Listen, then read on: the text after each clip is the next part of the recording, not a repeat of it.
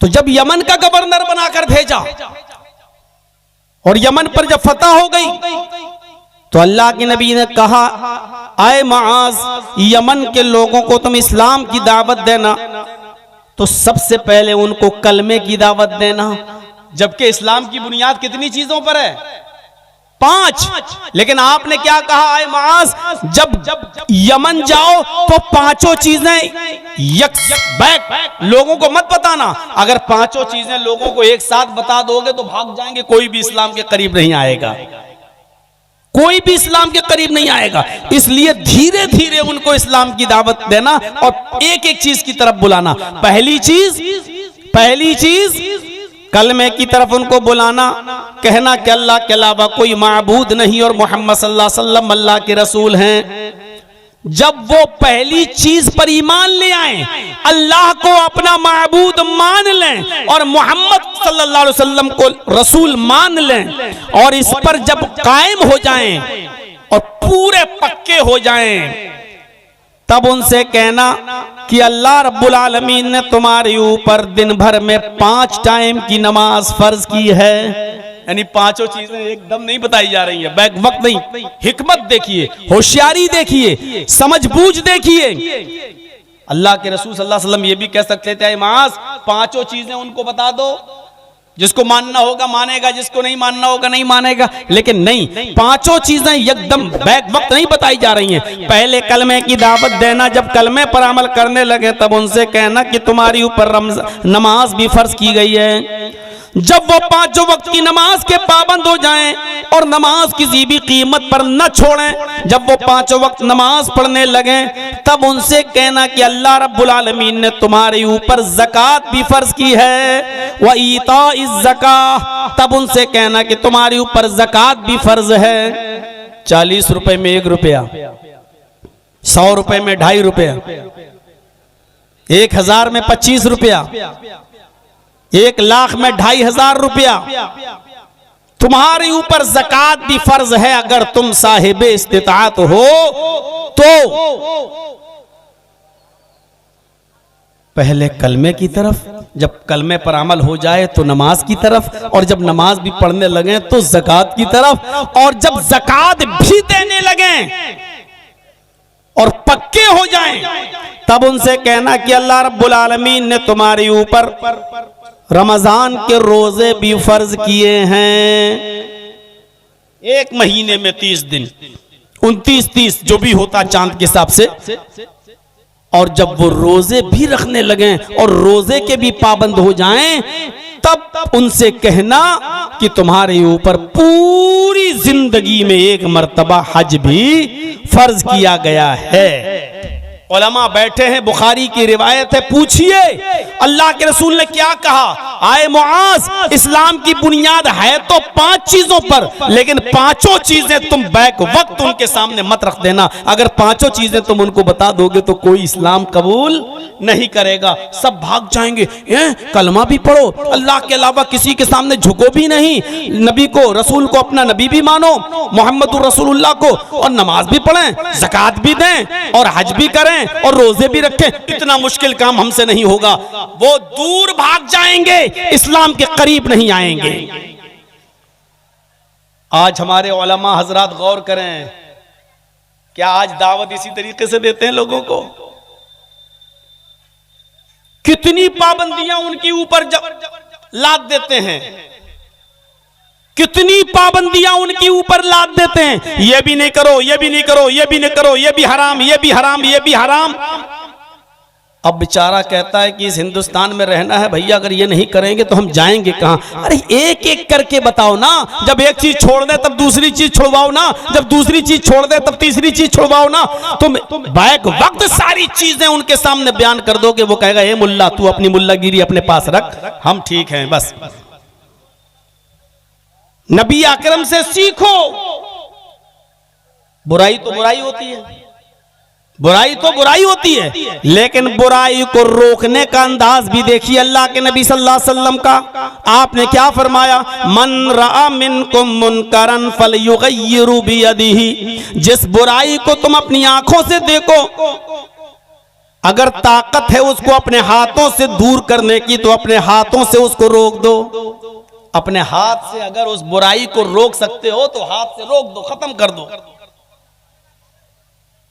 लेकिन अगर हाथ से रोकने में झगड़ा हो सकता हो, लड़ाई हो सकती हो, दंगा हो सकता हो, किताल हो सकता हो, मारपीट हो सकती हो, तो अल्लाह के रसूल ने कहा कि फिर उस बुराई को अपने हाथ से मत रोको। जबकि बुराई को हाथ से रोकना ही है, हाथ बुराई को खत्म करना है।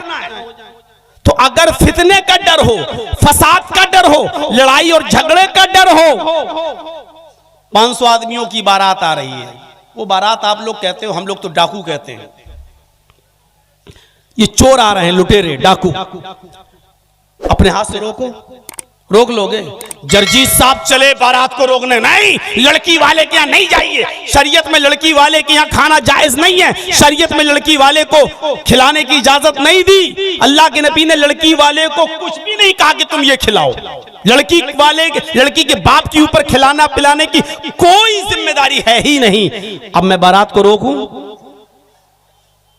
लड़का भी मारेगा, लड़के का बाप भी मारेगा, जो 500 बाराती जा रहे हैं वो भी मारेंगे। हे मौलवी चुप, मिंबर पे खड़े होकर ये बात करना, जलसे में करना, यहां नहीं, या तेरे बाप की हुकूमत नहीं चल रही है, यहां मेरी चल रही है। तो वहां हम अपने हाथ से बारात को नहीं रोक पाएंगे। तो अब जबरदस्ती रोकने का हुक्म नहीं दिया कि जबरदस्ती रोको, नहीं। अगर तुम अपनी आंख से किसी बुराई को देख रहे हो, हाथ से रोकने की ताकत हो तो रोको। बारात तो नहीं रोक सकते हैं, लेकिन अपने बेटे का शराब पीते हुए देख रहे हैं, उसको तो रोक सकते हैं ना। अपनी बेटी को बेपर्दा घूमते हुए देख रहे हैं, वो तो रोक सकते हैं ना।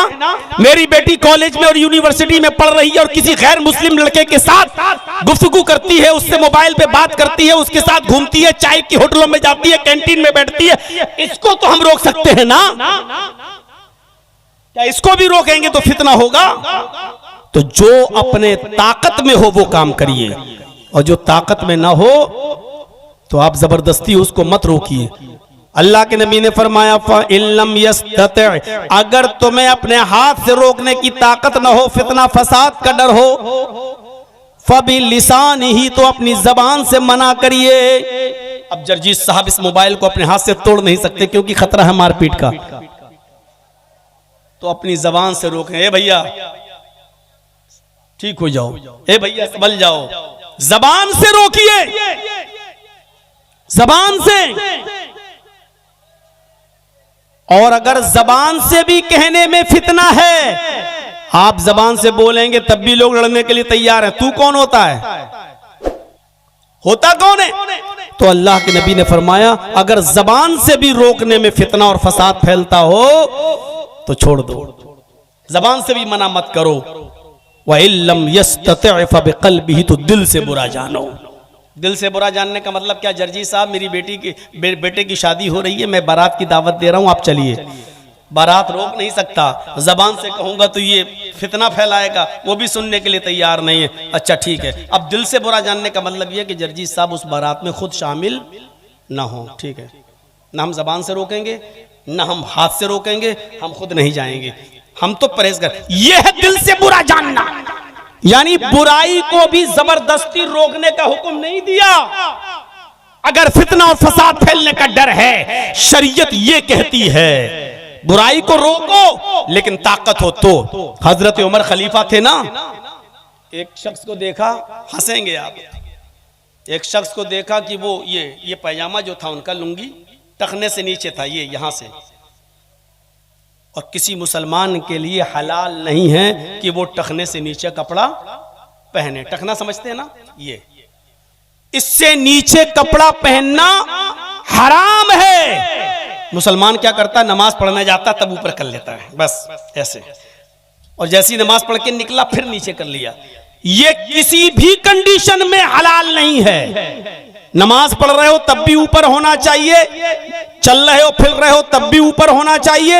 ये टखने से नीचे नहीं होना चाहिए, टखने से नीचे है तो हराम है। अल्लाह के नबी फरमाते हैं कयामत के दिन अल्लाह उस शख्स के ऊपर रहमत की नजर नहीं डालेगा जिसका पैंट, जिसका पैजामा, जिसकी लुंगी, जिसका कपड़ा टखनों से नीचे होगा। दुनिया में जो कपड़ा टखनों से नीचे पहनता होगा, कयामत के दिन अल्लाह रब्बुल आलमीन उसके ऊपर रहमत की नजर नहीं डालेगा। दो ही नजरें होती हैं, या तो रहमत की या गुस्से की। जब रहमत की नजर नहीं डालेगा तो इसका मतलब क्या हुआ? गुस्से की नजर। क्या रब की गुस्से की नजर कोई मुसलमान बर्दाश्त कर सकता है? क्या अल्लाह की नफरत और गुस्से की नजर कोई सह सकता है? हजरत उमर फारूक ने एक आदमी को देखा कि वो टखने से नीचे पैजामा पहने हुए है, टखने से नीचे यहां। तो हजरत उमर ने उसको देखते ही कहा ताल। उसने पीछे मुड़ के देखा, अमीरुल मोमिनीन मैं? आपने कहा इधर आओ। जब वो करीब आया तो आपने उससे कहा अहाइस अंता। तर्जमा सुनिए, बहुत हंसी आएगी। आपने कहा अहाइस अंता, क्या तुझे पीरियड आ रहा है क्या? आप हमसे कह सकते हो मौलाना जर्जी साहब ये क्या बेहुदा बातें कर रहे हो। हजरत उमर ने उससे कहा अहाइस अंता, क्या तुझे पीरियड आ रहा है? महीना आ रहा है जो औरतों को आता है, लेडीज को आता है। तो उसने दाएं बाएं देखा घूम के कि अमीरुल मोमिनीन किससे कह रहे हैं? कहा कि तुझसे। हंसते हुए कहता मुझसे। हल यहीजुर रजुल, क्या मर्द को भी पीरियड आता है? हजरत उमर से क्या कहता है? हल यहीजुर रजुल, क्या मर्द को भी पीरियड आता है?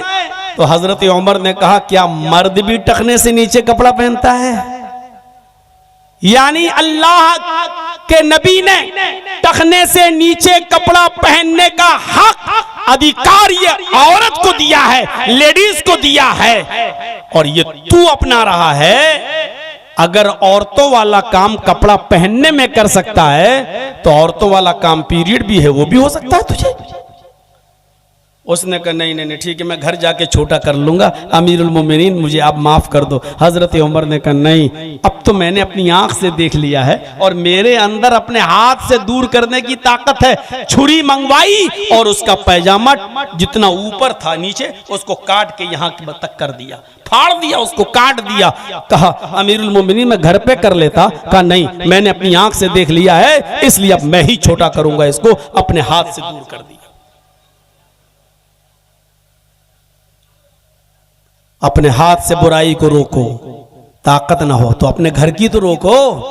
आप अपनी बहनों, अपनी बेटियों, अपनी बीवियों को तो पर्दा करा सकते हो, दूसरे की बारात में आप रुकावट नहीं बन सकते हो। तो अपने बेटे की बारात तो शरीयत के मुताबिक ले जा सकते हो, अपनी बेटी का खाना तो शरीयत के मुताबिक कर सकते हो।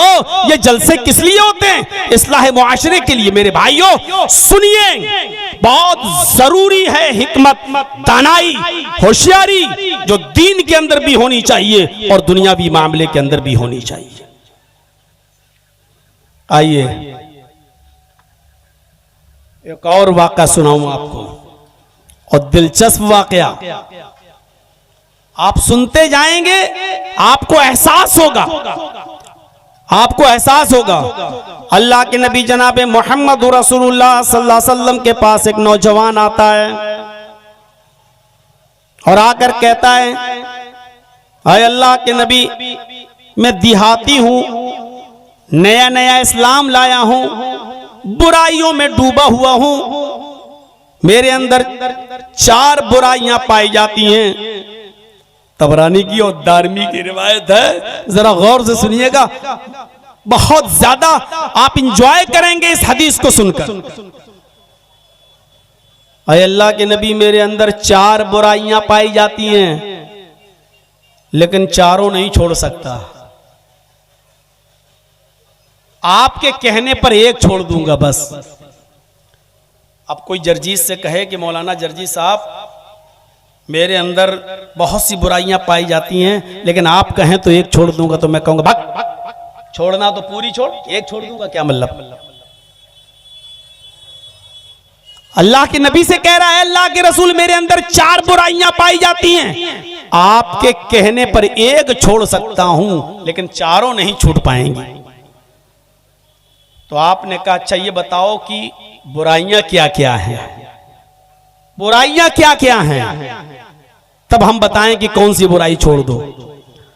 कहा अल्लाह के नबी सल्लल्लाहु अलैहि वसल्लम पहली बुराई है कि मैं रात में शराब पीता हूं। नौजवानों जरा सुनिएगा, मैं शराब पीता हूं, पहली बुराई।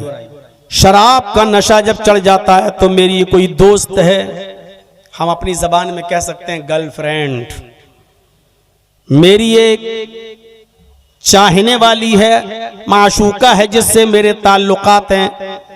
जब शराब का नशा चढ़ जाता है तो फिर मेरा दूसरा काम यह है कि मैं अपनी गर्लफ्रेंड के पास जाता हूं, अपनी माशूका के पास जाता हूं और उसके साथ जिना भी करता हूं। दो बुराइयां। आपने कहा अच्छा, और तीसरी बुराई? कहा जब मैं जिना करके फारिग होता हूं तो रात काफी हो जाती है, तो रात के अंधेरे का फायदा उठाकर आए अल्लाह के नबी मैं चोरी भी करता हूं।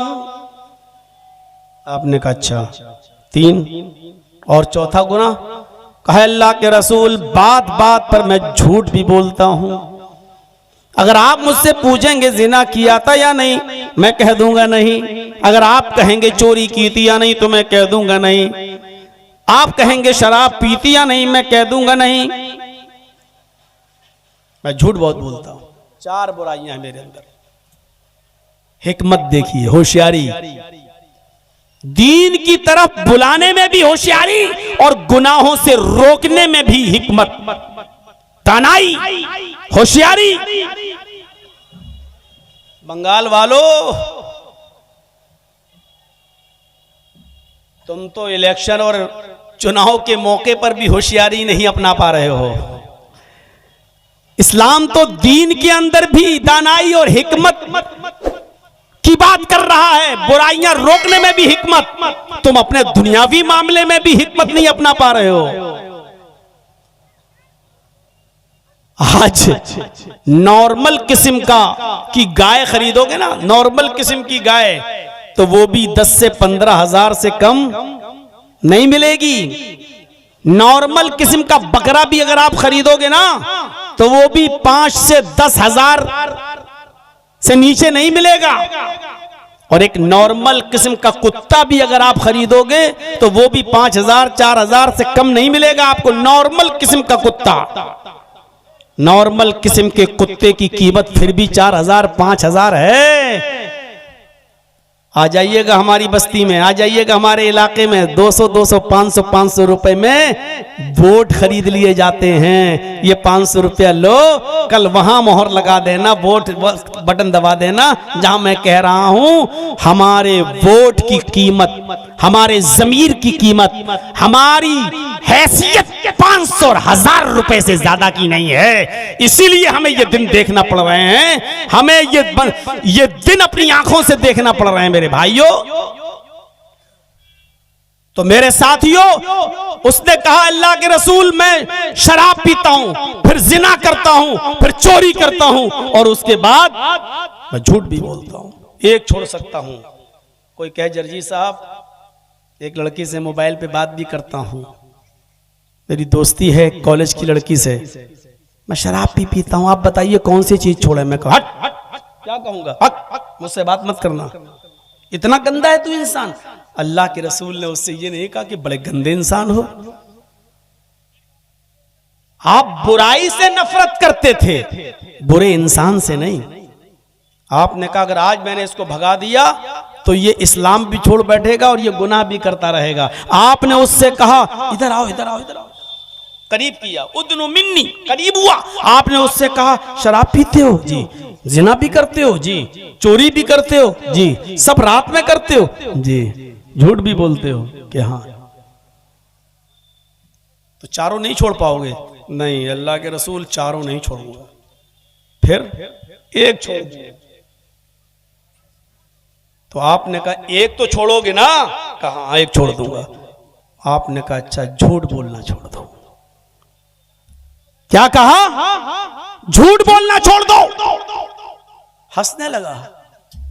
कहता अल्लाह के रसूल, लड़की छुड़वाई होती तो मुश्किल होता, शराब छुड़वाई होती तो मुश्किल होता, चोरी छुड़वाई होती तो मुश्किल होता, आपने झूठ छुड़वाया, ये तो बाएं हाथ का काम है। वादा करता हूं झूठ नहीं बोलूंगा। आपने कहा ऐसे नहीं, मेरे हाथ पर हाथ रखकर बैठ कर।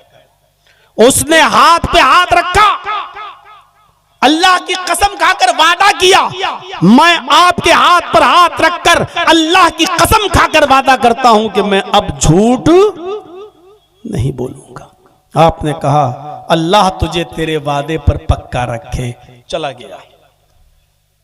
अब घर पे आया, रात में 3 काम तो करूंगा, झूठी तो छुड़वाया है।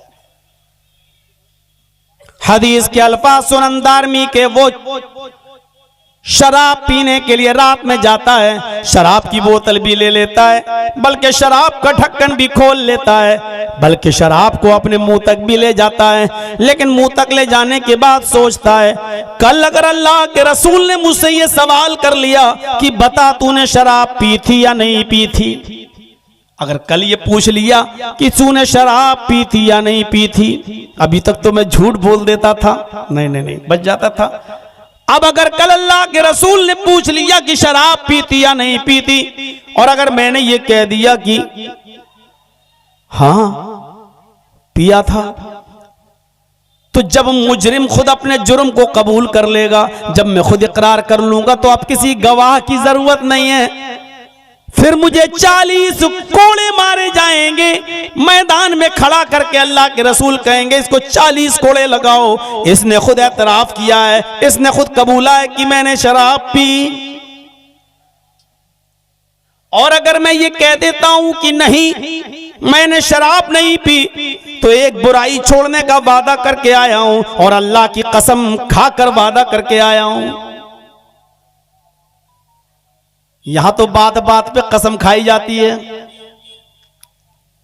इतनी कसमें खाई जाती हैं कि अपनी कसमों की गिनती वो हम खुद नहीं कर पाते हैं। हर बात पे अल्लाह की कसम, हर बात पे अल्लाह की कसम। उसने एक बुराई छोड़ने के लिए अल्लाह की कसम खाई और उसके बाद उस पर कायम रहा। उसने कहा मेरे इन हाथों ने मोहम्मद रसूलुल्लाह के हाथों को छू लिया है, अब मैं झूठ नहीं बोलूंगा, लिहाजा शराब ही नहीं पीऊंगा। शराब पी लियो, कहीं पूछ लिया तो कोड़े मारे जाएंगे, और अगर झूठ बोल दिया तो बच तो जाऊंगा, लेकिन मैंने तो वादा किया है झूठ नहीं बोलूंगा, झूठ ही छोड़। शराब छोड़ दिया, अरे शराब नहीं पीऊंगा तो क्या मर जाऊंगा? चलो दिमाग तो खराब था ही, शराब छोड़ दिया। अब दिमाग में गया, लेटा लड़की के साथ उसकी रान पर, उसकी गोद में सर रखकर कहने लगी आज तुम टेंशन में लग रहे हो। कि हाँ टेंशन में हूं। क्यों, क्या हुआ? अरे ऐसा सा ख्याल है, चलो यार आओ। दोनों ने कपड़े उतार लिए, बरहना हो गए। अचानक सोचता है कि अगर आज मैं इस लड़की के साथ मिल लिया, जिना कर लिया, कहीं कर अल्लाह के रसूल फिर ये सवाल कर बैठे, बता तूने कल किसी लड़की के साथ जिना तो नहीं किया? मैंने अगर कह दिया कि हाँ मैंने जिना किया, अगर मैंने कह दिया हाँ किया, तो कुआरा होने की वजह से मुझे 100 कोड़े मारे जाएंगे। एक कोड़ा खाने की ताकत तो है नहीं, 100 कोड़े कैसे खाएंगे? और अगर मैंने कह दिया कि नहीं मैंने जिना नहीं किया, तो ये झूठ हो जाएगा, और मैंने अल्लाह की कसम खाकर वादा किया कि मैं झूठ नहीं बोलूंगा। उसने लड़की को भी धक्का दिया, हट मैं तेरे साथ भी नहीं मिलूंगा, अगर मिलता हूं तो 100 कोड़े, और नहीं झूठ बोलता हूं तो मैं झूठा, और झूठ छोड़ने का मैंने वादा कर लिया है, नहीं मिलूंगा। आगे बढ़ता है, चोरी करता और चोरी करने में कामयाब। सोना चुरा लिया, चांदी चुरा ली, जेवरात चुरा लिए, थैले में भर लिए, उस घर से वापस आने लगता है। सोचता है अगर अल्लाह के रसूल ने पूछ लिया कि बता कल तूने चोरी की थी या नहीं, और मैंने कह दिया हाँ, तो हाथ काटा जाएगा, और अगर कह दिया नहीं तो ये झूठ होगा। उसने जो सामान जहां से चुराया था वहीं रख दिया, सीधे आया, घर आया, सो गया, फजर की अजान हुई, चला गया, नबी के पीछे नमाज पढ़ा। अल्लाह के नबी ने सलाम फेरा, उसको अगली सफ में देखा, आपने उसको बुलाया, इधर आओ, आज की रात कैसी गुजरी? सर नीचे कर ले। आपने कहा नौजवान मैं कुछ पूछूंगा नहीं तुमसे, मैं सिर्फ इतना पूछना चाहता हूं, आज की रात कैसी गुजरी? कल तो बहुत हंस रहे थे तुम। कहा अल्लाह के नबी, जब आपने कहा झूठ छोड़ देना तो मुझे हंसी आई।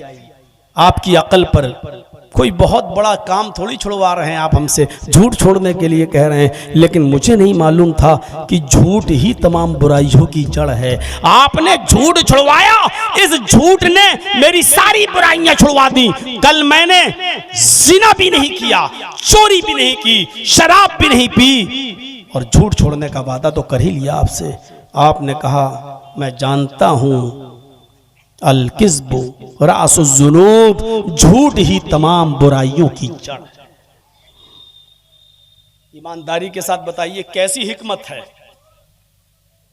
नेकियों की तरफ बुलाने में भी हिकमत।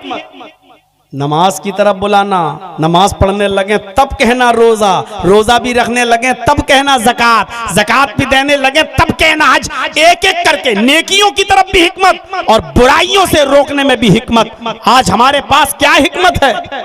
आज हमारे पास क्या मंसूबा है? बोलिए। सारी बताते तो ये मुसलमानों में बुराई, वो मुसलमानों में बुराई। मेरे भाइयों, इस समाज और मुआशरे के अंदर जाकर एक एक बुराई को रोकने की कोशिश करिए आप, एक एक बुराई। हम तसव्वुर करें कि हम कहां हैं, हम तसव्वुर करें कि हमारी हैसियत क्या है, हम तसव्वुर करें। मेरे भाइयों, अंदाजा लगाइए हमारी हैसियत क्या है। आज हिकमत से काम लेने की जरूरत है, दूरंदेशी से काम लेने की जरूरत है। उदउ इला सबील रब्बिका बिल हिकमति वल मौइज़तिल हसना वजादिलहुम बिल्लती हिय अहसन। जब किसी से बहस करो तो अच्छे अंदाज से बहस करो। तू तड़ाक करके बहस नहीं होनी चाहिए, तू तड़ाक करके बहस नहीं होनी चाहिए। किसी से भी बहस हो तो अच्छे अंदाज से बहस हो, उसमें गर्मा गर्मी नहीं होनी चाहिए। आज टीवी चैनलों पर डिबेट देख लो, कैसे बहस होती है, कैसे लगता है जैसे एक बिल्ली दूसरी बिल्ली को अभी नोच के खा जाएगी। इस तरीके से लगता है जैसे अभी एक दूसरे के ऊपर चढ़ बैठेंगे। कुरान कहता है कि जब तुम किसी से बहस करो तो उसूल और ज़ाब्ते के तहत अक्लमंदी से और होशियारी से और आसान तरीके से बहस करो। हजरत इब्राहिम अलैहिस्सलातु वस्सलाम नमरूद से बहस कर रहे हैं, नमरूद से बहस कर रहे हैं। अलम तरा इलल्लज़ी हाज्जा इब्राहीम फी रब्बिह। नमरूद इब्राहिम अलैहिस्सलाम से बहस कर रहा है और इब्राहिम अलैहिस्सलाम भी नमरूद से बहस कर रहे हैं अल्लाह के बारे में। और एक बात बता दूं, बहुत गौर से सुनना, नमरूद कोई मामूली आदमी नहीं है। बहस किससे हो रही है? एक होता है गांव का मुखिया, सरपंच, एक होता है उससे भी ऊंचा, फिर होता है एमएलए, फिर होता है एमपी, फिर होता है चीफ मिनिस्टर, फिर होता है प्राइम मिनिस्टर। नमरूद की हैसियत पहले जान लो कि क्या है। पूरी दुनिया पर हुकूमत करने वाले, पूरे मुल्क पर नहीं, पूरी दुनिया पर हुकूमत करने वाले 4 लोग गुजरे हैं, 4 लोग जिन्होंने अपने वक्त में पूरी दुनिया पर हुकूमत की है, जिसमें 2 काफिर थे और 2 मुसलमान। 2 काफिर थे और 2 मुसलमान। मुसलमानों में एक इब्राहिम, एक थे सुलेमान अलैहिस्सलाम और एक बख्त नसर। मेरे भाइयों, और काफिरों में 2 जुल्करनैन, सुलेमान अलैहिस्सलाम मुसलमानों में और जुल्करनैन, ये 2 मुसलमान थे जिन्होंने पूरी दुनिया पर हुकूमत की है, और 2 काफिरों ने पूरी दुनिया पर हुकूमत की है। 2 काफिरों ने, उन काफिरों में एक का नाम है नमरूद और दूसरे का नाम है बख्त नसर। ये 2 काफिर थे जिन्होंने पूरी दुनिया पर हुकूमत की है। तो पूरी दुनिया पर हुकूमत करने वाला कौन है? नमरूद। ये गांव का सरपंच नहीं है, ये गांव का मुखिया नहीं है, ये गांव का प्रमुख नहीं है, ये एमएलए नहीं है, ये एमपी नहीं है, ये चीफ मिनिस्टर भी नहीं है, ये प्राइम मिनिस्टर भी नहीं है, बल्कि पूरी दुनिया पर हुकूमत करने वाला है, पूरी दुनिया पर। और इब्राहिम अलैहिस्सलाम किससे मुनाजरा कर रहे हैं, किससे डिबेट कर रहे हैं? जो पूरी दुनिया का हाकिम वक्त है, पूरी दुनिया पर हुकूमत करता है। तौहीद इंसान के अंदर इतनी बहादुरी पैदा कर देती है, एक अल्लाह की इबादत इतनी बहादुरी पैदा कर देती है कि इंसान पूरी दुनिया के बादशाह के सामने टकरा जाता है। बात कितने अच्छे अंदाज में होती है, देखिए, बहस में तू तलाक नहीं, बहस में गाली गलूज नहीं, बहुत आसान और अच्छे तरीके से इब्राहिम अलैहिस्सलाम ने कहा मेरा रब वो है, रब्बी अल्लज़ी युही व युमीत। अरे नमरूद, मेरा रब वो है जो जिंदा करता है और मारता है, मेरा रब वो है जो जिंदगी देता है और जो मौत के घाट उतारता है, वो मेरा रब है। तो नमरूद ने कहा ये काम तो मैं भी कर सकता हूं, मैं भी जिंदगी देता हूं, मैं भी मौत, उही व उम्मीद, अना उही व उम्मीद, ये तो मैं भी कर सकता हूं। एक आदमी जेल में बंद था जिसको फांसी और मौत की सजा थी, उसको जेल से निकाला, कहा देखो इसको कल कत्ल होना था, इसकी गर्दन उड़ाई जाना थी, इसको सजा थी, मैंने माफ कर दिया, जाओ इसको छोड़ दिया। देखो मैंने भी एक को जिंदगी दे दी। और एक बेकसूर आदमी रास्ते से जा रहा था, उसको पकड़ा और उसकी गर्दन उड़ा दी नमरूद ने, कहा देखो मैं भी किसी को मार सकता हूं, मैं भी कत्ल, ये तो मैं भी कर सकता हूं, जिसको चाहूं जिंदगी दे दूं और जिसको चाहूं कत्ल कर दूं। इब्राहिम अलैहिस्सलाम समझ गए ये मोटी खोपड़ी का है, जैसे आज हमारे ऊपर मुसल्लत है मोटी खोपड़ी के। मेरे भाइयों, इब्राहिम अलैहिस्सलाम समझ गए कि ये आदमी ऐसे नहीं समझेगा, मोटी खोपड़ी का है। इब्राहिम अलैहिस्सलाम ने झट से ऐसी दलील पेश कर दी, हक्का बक्का रह गया। इब्राहिम अलैहिस्सलाम ने कहा मेरा रब वो है, याती बिश्शम्सी मिनल मशरिक फाती बिहा मिनल मगरिब, मेरा रब वो है जो सूरज को मशरिक से पूरब से निकालता है, मेरा रब वो है जो सूरज को पूरब से ईस्ट से निकालता है और मगरिब में पश्चिम में वेस्ट में डुबो देता है, उसको अस्त कर देता है, उसको डुबोता है। ये मेरा रब है जो सूरज को पूरब से निकालता है और पश्चिम में डुबो देता है। अगर तू अपने आप को रब कहता है, तू अपने आप को खुदा कहता है, तो मगरिब से निकाल, पश्चिम से निकाल कर पूरब में डुबो के दिखा। फबुहितल्लज़ी कफर। समझ गया कि इब्राहिम अलैहिस्सलाम ने ऐसी चीज करने को कहा है जो मेरे बाप दादा भी नहीं कर पाएंगे, छठी का दूध याद आ जाएगा। कितनी अच्छी तरीके से डिबेट हो रही है, न लड़ाई, न झगड़ा, न दंगा, न फसाद, और पूरी दुनिया के बादशाह से टकरा रहे हैं। इब्राहिम अलैहिस्सलाम, मैं तुझे रब नहीं मान सकता, मेरा रब वो है जो सूरज को पूरब से निकालता है और पश्चिम में डुबोता है। अगर तू खुदा है तो पश्चिम से निकाल के पूरब में डुबो, नहीं कर पाया। इब्राहिम अलैहिस्सलाम ने कहा तू मेरा खुदा नहीं हो सकता। दावत दो तो हिकमत से, इब्राहिम अलैहिस्सलाम ने भी तो हिकमत से दावत दी, समझाते रहे, जब लोग नहीं माने, जब रास्ते पे नहीं आए तो क्या किया, बुत खाने में घुस गए। आप मत घुस जाइएगा, हिंदुस्तान में रह रहे हो। इब्राहिम अलैहिस्सलाम बुत खाने में घुस गए, सारे बुतों को तोड़ दिया और जो सबसे बड़ा बुत था उसको छोड़ दिया। देखिए अक्लमंदी, तानाई देखिए, होशियारी देखिए, जो सबसे बड़ा बुत था उसको छोड़ दिया और जिस कुल्हाड़ी से सारे बुतों को काटा था, तोड़ा था, वही कुल्हाड़ी बड़े वाले बुत के गले में टांग दी और चले आए। अब ये लोग सब मेले से वापस आए तो देखा किसी की गर्दन कटी है, किसी का हाथ कटा पड़ा है, किसी का पेट फटा पड़ा है, कोई औंधे मुंह डला है, कोई ऐसे। ये मेरे माबूदों के साथ, मेरे खुदाओं के साथ ये हालत किसने की? किसी एक ने कहा कि इब्राहिम के अलावा कौन हो सकता, वही हमारे माबूदों को बुरा भला कहता। कहा बुला के लाओ। जब बुलवाया, इब्राहिम अलैहिस्सलाम से कहा कि ये मेरे इन बुतों की, इन माबूदों की हालत किसने की? इब्राहिम अलैहिस्सलाम सारे बुतों को देखकर कहते हैं, ओह, ये तो बहुत बुरी दुर्गत बनाई है इनकी, किसने बनाई? लोगों ने कहा रे मैं तुमसे पूछ रहा हूं कि किसने बनाई, ये हालत कैसे हुई। इब्राहिम अलैहिस्सलाम अक्लमंदी देखिए, दानिशमंद, हिकमत, ऐसे देखते हुए, अरे कुल्हाड़ी इसके गले में लटकी है, पूछ रहे हो तुम मुझसे, इसके गले में कुल्हाड़ी लटकी, इसी ने मारा होगा इन सबको, हमसे क्या पूछ रहे हो। जो बुलवाना था वो देखिए अंदाज।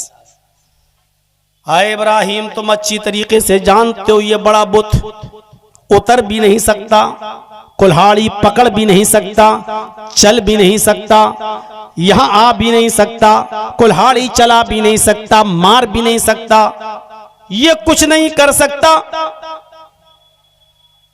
फिर ये कैसे कत्ल करेगा, कैसे मारेगा। यही कहलवाना था इब्राहिम अलैहिस्सलाम को। कहा तुमने तो खुद ही जवाब दे दिया।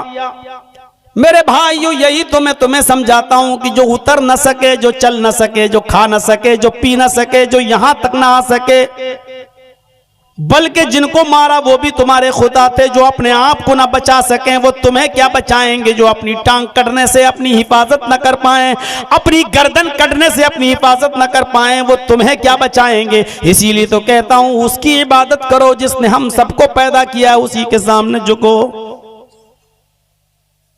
समझ गए कि यही आदमी है। जवाब तो नहीं था उनके पास, लेकिन चलो अब तुम्हें आग में डाला जाएगा। लेकिन दलील दी तो हिकमत के साथ, दानाई के साथ। वो अलग बात है कि तौहीद की दावत में परेशानियां तो आएंगी, इब्राहिम अलैहिस्सलाम के ऊपर भी परेशानियां आई, लेकिन गाली नहीं दी, बुरा भला नहीं कहा, हिकमत के साथ कितने अच्छे स्टाइल में समझाया। अरे जब ये उतर नहीं सकते, चल नहीं सकते, बैठ नहीं सकते, और ये जिनको मारा है वो अपने आप को बचा नहीं सकते, तो तुम्हारी हिफाजत क्या करेंगे। ये दलील थी, मंतिकी दलील भी थी और अकली दलील भी थी। मेरे भाइयों कुरान कहता ऐसे ही लोगों को उदउ इला सबील रब्बिका बिल हिकमा, ऐसी हिकमत और होशियारी और दानाई के साथ लोगों को दीन की तरफ बुलाओ, बहुत होशियारी के साथ, और बहस करो तो अच्छे तरीके से करो। है हमारे पास बहस का तरीका? जरा अंदाजा लगाइए आप। हम तो अपने हालात का सही जायजा नहीं ले सकते। आपको पता नहीं आप अंगार किस अंगार पर बैठे हुए हैं, हम और आप। और सोशल मीडिया पे चले जाइए तो चर्चों पे चर्चे करवा लो। मेरे भाइयों कभी कभी हमें दबकर भी समझौते करना पड़ते हैं। खुद हमारे नबी जनाब मोहम्मद रसूलुल्लाह सल्लल्लाहु अलैहि वसल्लम ने भी दबकर समझौते किए हैं। यहां सीना तानने की जरूरत नहीं। मौलाना जर्जिस एक बोल रहा ना वहां यूपी में, एक पार्टी का जिम्मेदार, मौलवी जर्जिस डरपोक है, खुद ही भाग जाए बंगाल, हम क्यों जाएं, वो डरपोक है। इस तरीके की बात। कभी कभी समझौते बड़ी अक्लमंदी और दानिशमंदी के साथ भी होते हैं। वो मिसाल मेरी आपने पढ़ी होगी, सुनी होगी। एक तालाब पर बकरी भी पानी पी रही है और शेर भी पानी पी रहा है। एक तालाब है, उस तालाब पर शेर भी पानी पी रहा है और बकरी भी पानी पी रही है। शेर जहां मुंह डालता है पानी में, वहां से बहता हुआ पानी बकरी के पास आता है। बकरी उसी पानी को पी रही है, तो शेर का झूठा पानी बकरी को मिल रहा है। बकरी की तरफ से पानी बहता हुआ शेर की तरफ नहीं जा रहा है। शेर जहां मुंह डाल रहा है वहां से पानी बहता हुआ बकरी के पास आता है और बकरी उसी पानी को पीती है। जब दोनों पानी पी चुके तो शेर ने कहा गुर्राते हुए, तूने मेरा पानी गंदा क्यों किया। तूने मेरा पानी गंदा क्यों किया, झूठा क्यों किया। कौन कह रहा है, शेर। उल्टा यानी कहते, इसी को कहते हैं उल्टा चोर कोतवाल को डांटे। शेर कह रहा है, ए बकरी तूने मेरा पानी झूठा क्यों किया। बकरी कहती है, हुजूर पानी तो आपकी तरफ से बहता हुआ आ रहा है, मैं तो आपका झूठा पानी पी रही हूं, मेरा झूठा पानी आप थोड़ी पी रहे हैं। पानी तो आपकी तरफ से बहता हुआ मेरे पास आया, हमने तो आपका झूठा पानी पिया। शेर कहता है अच्छा तो तू मुझसे मुंह भी चलाती है, जबान भी चला रही है, तुझे बोलना भी आता है, तू मेरे सामने बात करने की भी हिम्मत करती है। शेर आगे बढ़ा और उसने अपने पंजों से उस बकरी को फाड़ दिया। मैं शेर किसको कह रहा हूं और बकरी किसको कह रहा हूं ये समझ लो तो पूरी तकरीर समझ में आ जाएगी तुम्हारे।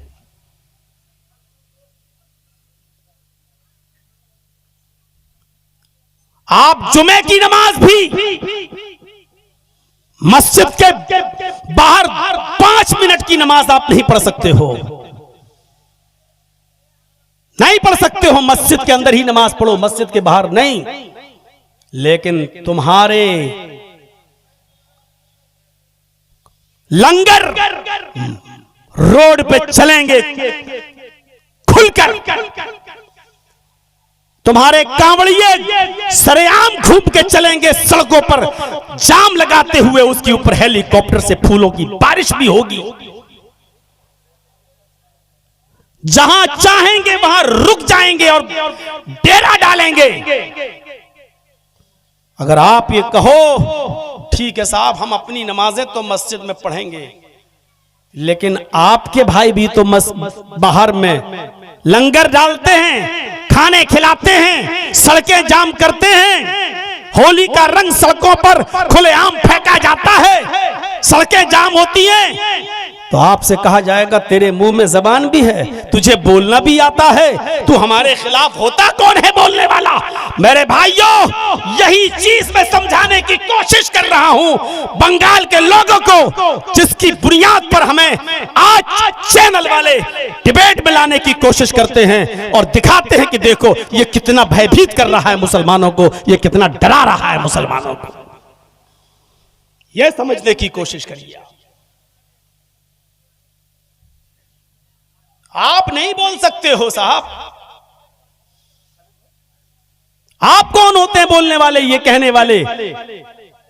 आप हमारे इलाके में आ जाइए, मंगल का दिन पूरा का पूरा हॉर्न, गाड़ियां सब जाम हो जाते हैं हॉर्न देते देते, क्योंकि वहां लंगर चलता है, खाने पीने का दौर चलता है। और गुरुद्वारे में चले जाइए चांदनी चौक पर मेरे भाइयों, हर संडे को हमारे सिख भाइयों का लंगर चलता है, पूरा रास्ता जाम हो जाता है। लेकिन आपने अगर 5 मिनट की नमाज पढ़ ली तो सारी आफतें और सारी मुसीबतें आप पैदा कर रहे हैं, रास्ते आप जाम कर रहे हैं। अगर आपने ये कह दिया कि आपके अंदर भी ऐसा हो रहा है, ये लोग ऐसा कर रहे हैं, तो तेरे अंदर जबान भी है, तू बोलता भी है, तेरे मुंह में जबान भी है।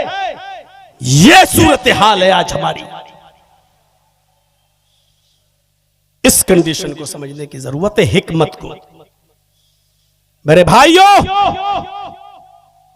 शेर ने शिकार किया गधे का, भेड़िए ने शिकार किया बकरी का, लोमड़ी ने शिकार किया खरगोश का। 3 जानवरों ने 3 जानवर को मारा। याद रखना, शेर ने किसको मारा? गधे को। भेड़िए ने किसको मारा? बकरी को। लोमड़ी ने किसको मारा? खरगोश को। अब शेर ने कहा भेड़िए से, भेड़िए बताओ कौन सा जानवर कौन खाएगा, तुम इंसाफ करो। शेर ने कहा, जज किसको बना दिया? भेड़िए को। तुम बताओ कौन सा जानवर कौन खाएगा। भेड़िया शेर के जुल्म को समझ नहीं पाया, ये नहीं जानता था कि ये शेर इतना जालिम है, वो समझ नहीं पाया। उसने कहा बहुत आसान है। कहा क्या आसान है? कहा गधा आपने मारा, बड़ा भी है, गधा आप खा लीजिए। बकरी मैंने मारी, मेरे हिसाब की ठीक है, बकरी मैं खा लेता हूं। और लोमड़ी ने खरगोश मारा, ये लोमड़ी खरगोश खा लेती है। तीनों ने 3 जानवर मारे, अपना अपना जानवर सब खा लें, आप गधा खा लो, मैं बकरी और लोमड़ी खरगोश। शेर ने कहा इधर थप्पड़ मारा, इतना बेकार फैसला, और पकड़ा और उसको उठा के फाड़ दिया, कत्ल कर दिया, नोच डाला उसको। अब ये भी मर गया। कमीना, फैसला करना आता नहीं, फैसला करने चले गए। लोमड़ी से कहा, ए कमीना, ये फैसला ही करना नहीं जानता, पता नहीं कहां से सीख के आया था। तुम बताओ कौन सा जानवर कौन खाएगा, तुम फैसला करो। लोमड़ी ने तो भेड़िए का हाल देख लिया। लोमड़ी कहती, वाकई बड़ा पागल था, कमीने को फैसला करना ही नहीं आता था। अच्छा, तो तुम्हारा फैसला क्या है? अरे मेरा फैसला क्या है हुजूर, आप जंगल के राजा हैं, सुबह उठिए गधा खाइए, दोपहर में आप बकरी खा लीजिए, शाम को मुंह का जायका बदलने के लिए खरगोश खा लीजिए, और अब तो भेड़िया भी हाजिर है साहब, सोते वक्त भेड़िया भी खा लीजिए। ये चारों जानवर आप नहीं खाएंगे तो कौन खाएगा? आप जंगल के राजा हैं, ये चारों जानवर आपके हैं। दिन में सुबह उठिए तो गधा खा लीजिए, दोपहर में बकरी खा लीजिए, शाम को खरगोश खा लीजिए, और रात में भेड़िया खा लीजिए। ये चारों जानवर आपके हैं। शेर ने मुस्कुराते हुए कहा, इधर आओ। शाबाश, ये है फैसला। इतना अच्छा फैसला तुमने किससे सीखा? लोमड़ी ने कहा, हुजूर भेड़िए से सीखा है।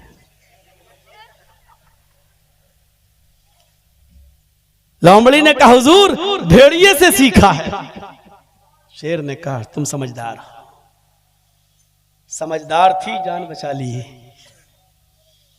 यही समझदारी की जरूरत है, यही समझदारी की जरूरत है। मैं जानता हूं बहुत से लोगों के कलेजे मुरझा रहे होंगे कि मौलवी जर्जीस तो हमारा पत्ता गोल करने आ रहा है। मैं किसी का चमचागिरी करने नहीं आया, न किसी को मैं करने आया हूं, न किसी का वो। आपका मामला आप जानो। मेरे प्यारे साथियों, ये बैठे, ये हमारे साथ आया अमीन, ये पूछिए पूर्णिया का है। बड़े शौक से गए थे साहब, क्या क्या सोचकर, कहां। जब इनकी दुकानों पर बुलडोजर चले तब इनको छठी का दूध याद आ गया। कोई नहीं आया जो चीख चीख कर कह रहे थे हम तुम्हारे साथ, हम तुम्हारी लड़ाई। आज सबसे पहले वही भागे। कोई एक भी मिन्नत और जमानत करने के लिए नहीं आया, कोई झूठी तसल्ली देने के लिए नहीं आया। मकसद निकल गया दूर। मेरे भाइयों, इस वक्त लोमड़ी की तरह अक्लमंदी से काम लो। कुरान चीख चीख के कह रहा है, उदउ इला सबील रब्बिका बिल हिकमति वल मौइज़तिल हसना। तुम्हें हिकमत, दानाई से काम लेने की जरूरत है। दीन के मामले में भी, नेकी की तरफ बुलाने में भी, बुराइयों से रोकने में भी। जब दीन के अंदर ये था तो दुनिया के अंदर भी आपको अच्छा सोचना है। मेरे भाइयों, आप इंसान हो ना। एक मिसाल देता हूं। अल्लाह के नबी मक्के से जब मदीना गए, अल्लाह के नबी जब मक्के से मदीना गए तो मदीने के लोग क्या करते थे? हम या बिरूर नखल, मुस्लिम शरीफ की हदीस के अल्फाज हैं। वो क्या करते थे? खजूर की कलमकारी किया करते थे। और खजूर की कलमकारी जानते हो क्या होती है?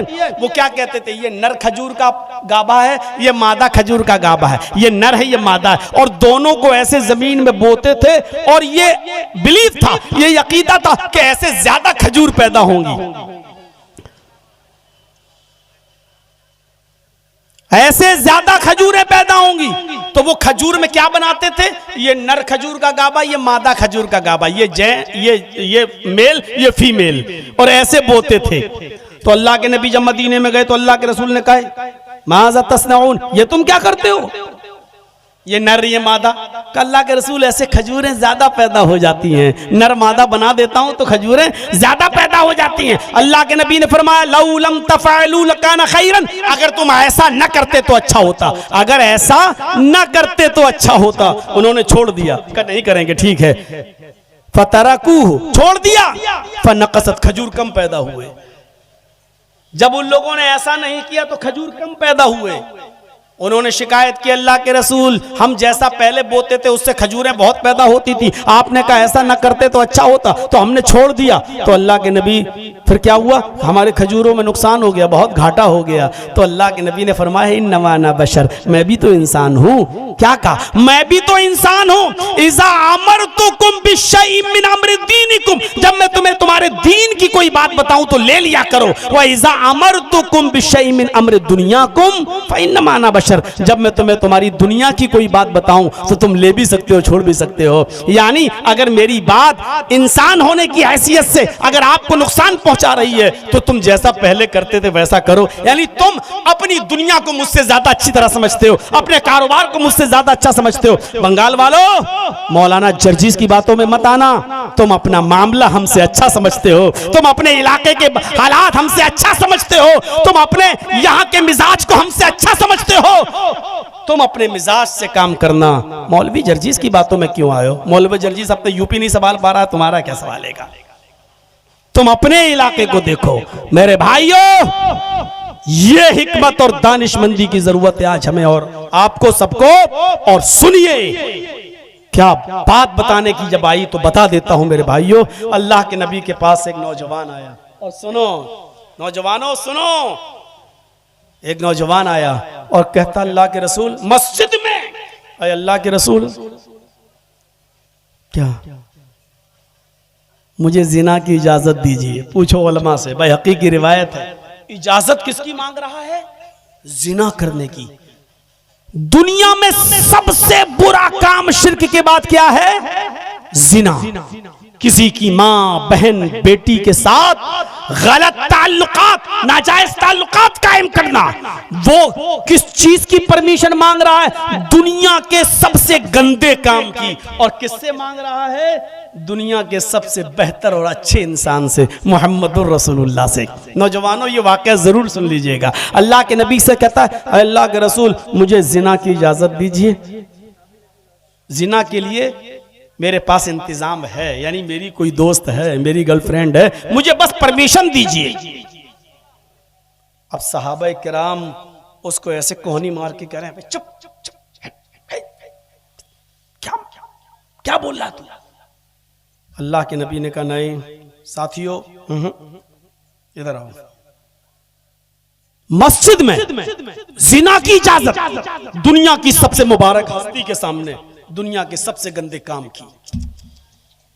अभी कोई मौलाना जर्जी से कहे कि जर्जी साहब, हमारे यहाँ अड्डे हैं, बने हुए हैं 500,000 रुपए में, क्या इजाजत है? तो हम क्या कहेंगे, भाग कभी ने, आज के बाद बात मत करना, इतने गंदे काम की इजाजत ना, भाग, तेरे घर में माँ बहन नहीं है।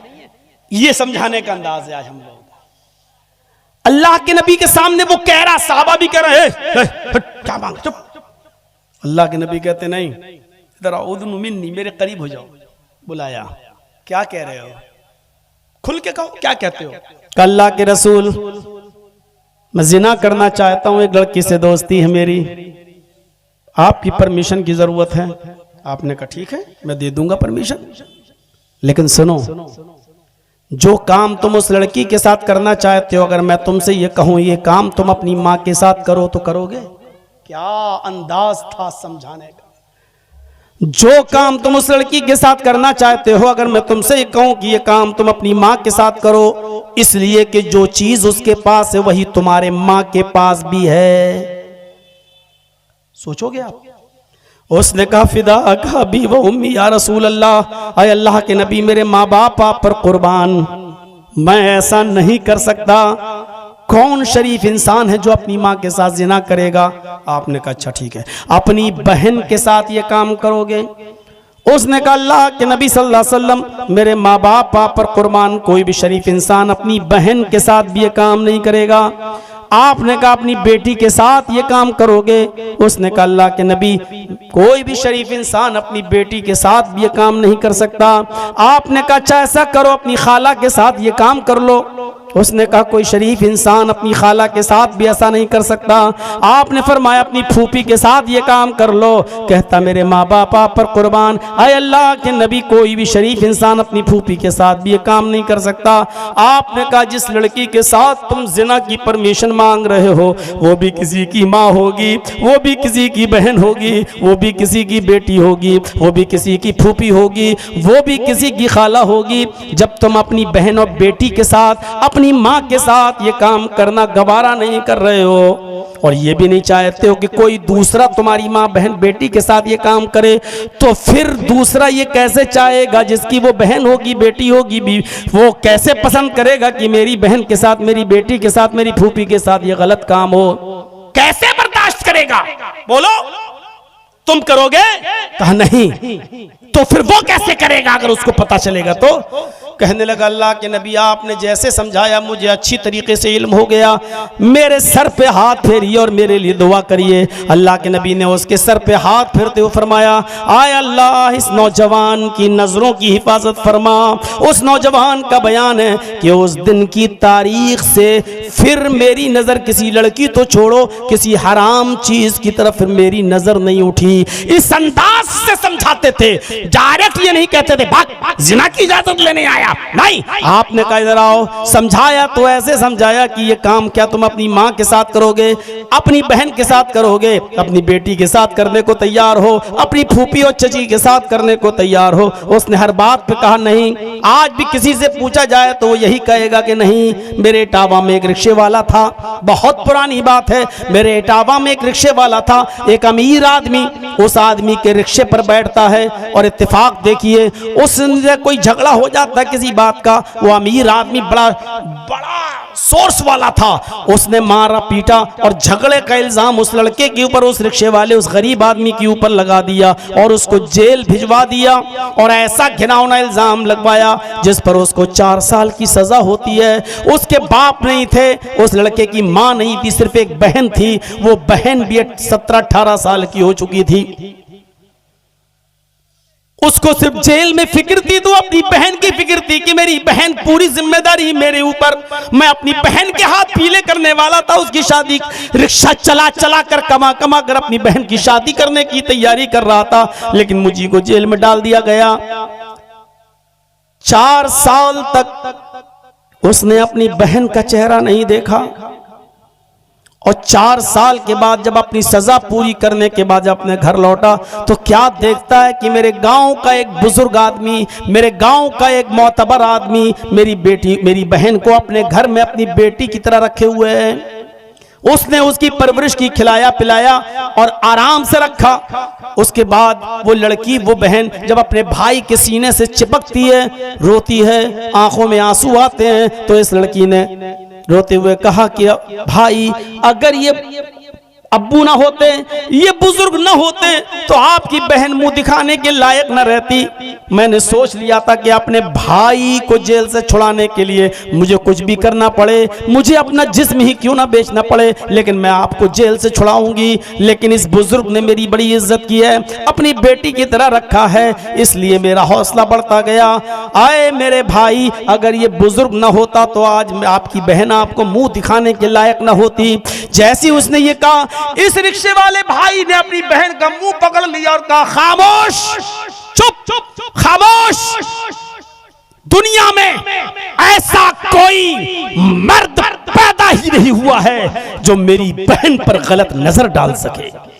उसने मुस्कुराते हुए कहा, भाई अपनी बहन पर इतना गर्व कैसे? उसने कहा, बहन पर गर्व नहीं, मुझे अपने आप पर गर्व है। मेरी बहन, तेरा भाई रिक्शा चला चला कर तेरे जहेज का इंतजाम करता है, तेरा पेट पालता था। एक ही सपना था कि मैं अपनी बहन का घर बसा सकूं। मेरी बहन, तेरे भाई के रिक्शे पर कॉलेज की लड़कियां भी बैठती हैं, स्कूल की लड़कियां भी बैठती हैं। तेरा भाई अपने गमछे से सीट साफ करता है और उन लड़कियों को बिठाकर उनको कॉलेज तक, उनके स्कूल तक पहुंचाता है। मेरी बहन, तेरे भाई के रिक्शे पर अब तक जितनी भी लड़कियां बैठी हैं, तेरे भाई ने उनको अपनी बहन की नजर से देखा है। तेरे भाई ने उनको अपनी बहन की नजर से देखा है।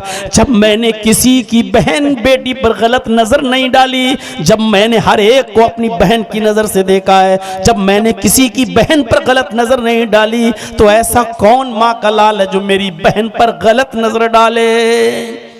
फख्र के साथ यहां जितने भी बैठे हैं सुन लो, जितने दूसरों की बहनों बेटियों पर गलत नजरें डालते हैं और मोबाइलों पर रात रात भर लगे रहते हैं, सुन लो, तुम्हारी बहनों बेटियां भी महफूज नहीं है। गर्व के साथ वही कह सकता है जो दूसरों की बहन को अपनी बहन, दूसरों की बेटियों को अपनी बेटी समझेगा, वो गर्व के साथ कह सकता है कि मेरी बहन पर कोई गलत नजर नहीं डाल सकता, मेरी बेटी पर कोई गलत नजर नहीं डाल सकता। इस हम्माम में सब नंगे नजर आएंगे।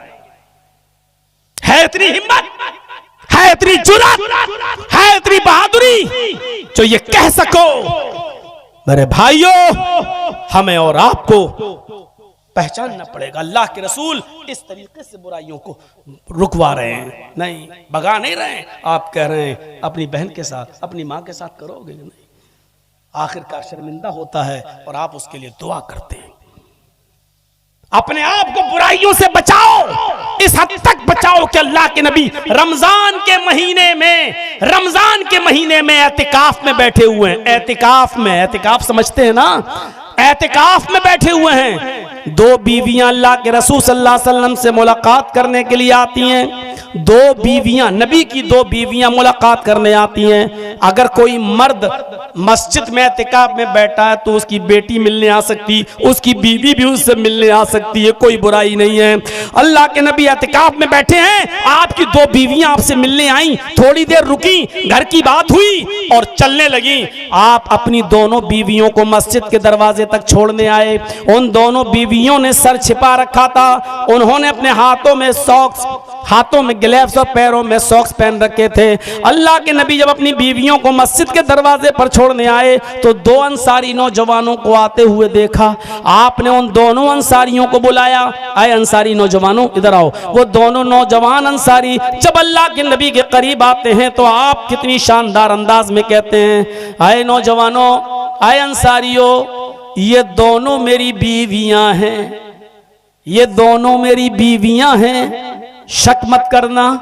अल्लाह के नबी आप कैसी बात कर रहे हैं, आपके ऊपर कौन शक कर सकता है। आपने कहा नहीं, यहां से गुजरने के बाद शैतान जो खून की रगों में दौड़ता है वो हमारे दिलों में ये वसवसा डाल सकता है, पता नहीं मोहम्मद किन औरतों से बात कर रहा था। देखो ये दोनों मेरी बीवियां हैं, कोई पराई नहीं है। इस तरीके से गुनाहों से बचा करते थे कि आपको शक है कि ये दोनों जाने के बाद कहीं मेरे बारे में गलत बातें न फैलाएं। आप बुलाकर कहते थे ये दोनों मेरी बीवियां हैं, कोई और नहीं।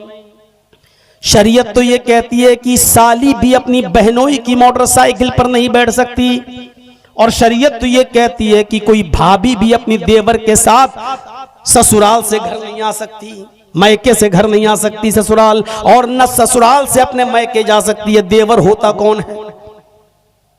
यहां तो भाई खुद हुक्म देता है छोटे भाई को कि भाभी को ले आओ, भाभी को छोड़ाओ। यहां बीवी खुद कहती है कि लो छोटी बहन को घर छोड़ाओ, छोटी बहन को स्कूल छोड़ाओ। ये जुल्म है, ये ज्यादती है, ये जुल्म है, ये ज्यादती है। शरीयत का मिजाज तो यह है कि कोई साली भी अपने जीजा के साथ सफर नहीं कर सकती है। मियाँ और बीवी खाना खा रहे हैं, जर्जीस अपनी बीवी के साथ बैठकर खाना खा रहा है, बीवी की मौजूदगी में बीवी की बहनों मेरी साली अगर घर में आ जाए तो बीवी के साथ, बीवी की मौजूदगी में भी वो मेरे साथ खाना नहीं खा सकती है। शरीयत बीवी की मौजूदगी में भी साली को अपने जीजा के साथ बीवी की मौजूदगी में भी खाने की इजाजत नहीं देती, और जब इजाजत साथ में नहीं देती, शौहर के साथ भी नहीं देती, तो अकेले तुम्हें बाइक पर बैठकर खगड़ा मेला जाने की इजाजत देगी शरीयत। ये खगड़ा का नाम मैंने क्यों लिया, बहुत सोच समझ के लिया है मेरे भाइयों, इसकी इजाजत देगी ये शरीयत। जब बीवी की मौजूदगी में साली को इजाजत नहीं है कि जीजा के साथ बैठ के खाना खाए, तो स्कूल जाएगी जीजा के साथ। और यही हाल भाभी का भी है, अपने देवर के साथ खाना नहीं खा सकती है, अपने शौहर की मौजूदगी में भी पर्दा है, और पर्दा भी इतना जबरदस्त। और आई तल हम व या रसूल अल्लाह, अल्लाह के रसूल क्या देवर से भी पर्दा करूं? आपने कहा दुनिया वालों से कुछ कमी हो जाए तो चलेगा, देवर से नहीं। कहा देवर से भी करूं? कहा देवर तो मौत है, अलहमुल मौत, देवर तो मौत है, देवर मौत। एक वाकया सुने हो सऊदी अरब का? भोपाल का एक आदमी था, सऊदिया में काम करता था। सऊदिया में वो टैक्सी चलाता था। टैक्सी सुने हैं वाकया? नहीं सुने तो सुन लो। टैक्सी चलाता था और उसकी ड्यूटी थी कि वो दिन भर टैक्सी चलाता था और रात में आके सोता था। तो एक बार वो ऐसे ही कपड़ा डाले बैठा हुआ था टैक्सी ड्राइवर जद्दा में, और ऊपर अपना हैंडकरचीफ रुमाल डाले हुए था, उसको कोई पैसेंजर नहीं मिल रहा था। थोड़ी देर के बाद एक औरत आई, उसका पेट बड़ा था, उसके पेट में बच्चा। वो आई, कहने लगी, जल्दी से मुझे हॉस्पिटल लेके चलो, तुम मुझे इंडियन लगते हो, तुम जल्दी से मुझे हॉस्पिटल लेके चलो, मुझे डिलीवरी का वक्त है। उसने ऐसे देखा, जल्दी बैठाला, पीछे की डिग्गी खोली और जल्दी से ये ड्राइवर, ये भोपाल का ये आदमी जल्दी से अपनी इस औरत को लेकर अस्पताल पहुंच गया। उधर इसका पेट देखकर इमरजेंसी में जल्दी से इस औरत को लोग लेके गए। इसने कहा कमबख्त अंदर चली गई, मेरा पैसा भी नहीं देके गई, कितना बना।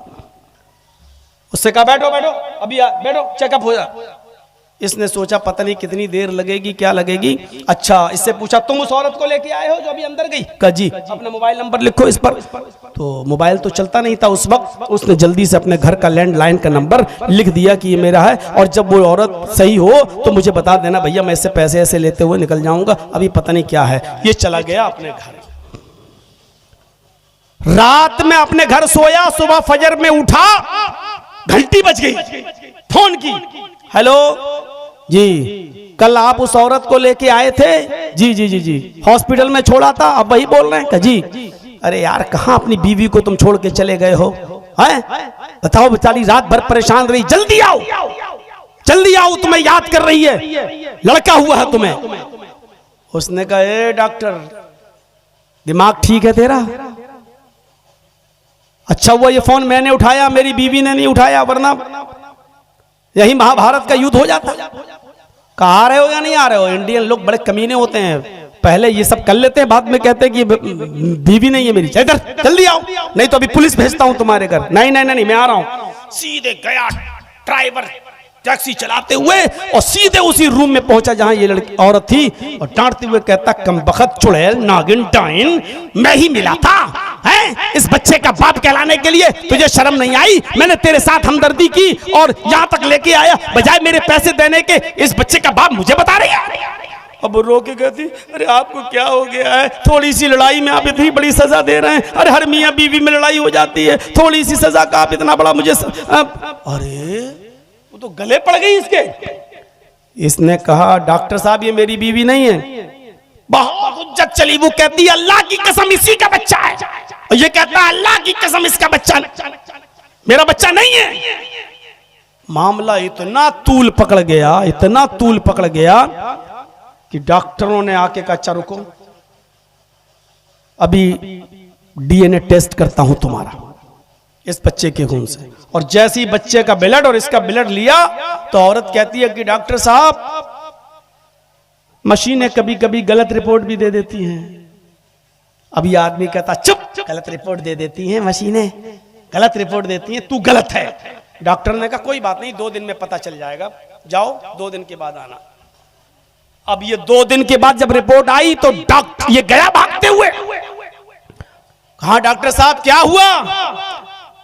डॉक्टर साहब ने उसी औरत के सामने इसकी रिपोर्ट पेश करते हुए कहा, ये झूठी है, तुम बिल्कुल सही हो, डीएनए टेस्ट से ये साबित हो गया है कि ये बच्चा तुम्हारा नहीं है, ये झूठी है, मक्कार है ये औरत।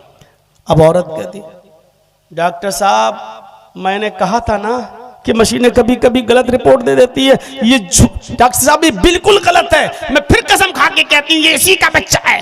अब ये कहता, चुप चुप, तेरी पोल सामने खुल गई है, तू नालायक औरत है, पता नहीं किसका पाप अपने पेट में पालती हो मेरे ऊपर।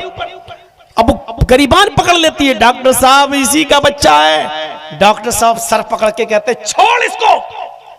अरे मेरी बहन, मैं कैसे बताऊं तुझे, इसकी रिपोर्ट में आया ये बच्चा है ही नहीं इसका। कहा नहीं इसी का बच्चा है। कहा डॉक्टर साहब ने, बहन इसकी रिपोर्ट बताती है ये बाप बन ही नहीं सकता, और तुम कह रही हो कि ये बच्चा इसका है, ये तो बाप बन ही नहीं सकता, इसकी रिपोर्ट में साफ आया है कि ये बाप बनने के लायक ही नहीं है। अब इसका दिमाग चकराया, क्या क्या कह रहे हो, मैं बाप नहीं बन सकता? डॉक्टर साहब मेरे 6 बच्चे हैं। डॉक्टर साहब, मेरे पूरी जिंदगी में ऐसा केस नहीं आया है, तुम्हारे 6 बच्चे हैं, रिपोर्ट बता रही तुम बाप नहीं बन सकते हो। अब वो औरत कह रही है, मैंने कहा था ना रिपोर्ट गलत हो जाती है, कभी कभी मशीनें गलत रिपोर्ट देती हैं। ये आदमी कहता, चुप चुप चुप, ये तो सही है कि ये बच्चा मेरा नहीं है, लेकिन ये रिपोर्ट गलत है कि मैं बाप नहीं बन सकता। डॉक्टर ने कहा, पकड़ो फाइल, घर जाओ और देखो तुम्हारे खेत पर कौन किसान हल जोत रहा है। आप यहां से। अब वो आया ड्राइवर, जैसे उसने रखा गाड़ी में फाइल, चलाते हुए कहता है अगर ये रिपोर्ट सही है तो ये बताइए ये हल जोत कौन रहा है मेरे घर में। सीधे घर में घुसा और दह लाठी, दह डंडे, दह जूते अपनी बीवी को। कह रही क्या हुआ अचानक तुम्हें? कहा ये बता कि ये बच्चे किसके हैं। कहा आपके कैसी बात करते, तुम्हें शर्म नहीं आती? अपने बच्चों को फिर मारा। मेरी रिपोर्ट ये बता रही है कि मैं बाप नहीं बन सकता, ये बता ये बच्चे किसके, नहीं तो उसी वक्त तक मारता रहूं। जब वो तबीयत से पिट चुकी तब कहती है सुनिए मैं बता रही हूं ये आपके बच्चे नहीं है। कहा ये तो मैं जानता ही हूं ये मेरे बच्चे नहीं है, ये बता कि बाप है कौन। कहा कि आपका भाई। कहा क्यों? कहा आप दिन में टैक्सी चलाते हैं, रात में सोते हैं। वो रात में टैक्सी चलाता है, दिन में यही रहता है। ओ तो कहा कि आप बाप बन ही नहीं पा रहे थे, मुझे खुशियां चाहिए थी, तो इसलिए मैंने एक बार मिला, एक बार मिली, तो फिर उसके बाद में ताल्लुकात बढ़ गए। 6 बच्चे उसके। तो उसने कहा यहां अगर तुम्हारी रिपोर्ट करूंगा तो बहुत सख्त सजा मिलेगी, जब बच्चे भी ये मेरे नहीं है इसी के हैं, तो अब चलो इंडिया में मैं तुम्हें तलाक देता हूं, अब तुम इसी के साथ, तुम इससे शादी करना, इसके साथ रहना, यही तुम्हारी सजा है। बच्चे किसके? छोटे भाई के। इस हदीस की रोशनी में अब बताओ कैसा लग रहा है। अरअयतल हमवा, देवर के बारे में आपका क्या ख्याल है? अल्लाह के नबी ने फरमाया अलहमुल मौत, देवर तो मौत है, ये मौत ही तो हुआ। 6 बच्चे पैदा हो गए पता ही नहीं। अंदाजा लगा रहे हैं। इसलिए मेरे भाइयों पर्दा जरूरी है और अपनी बीवियों। लेडीज आई हैं क्या? नहीं है ना? ठीक है, अल्लाह शुक्र है।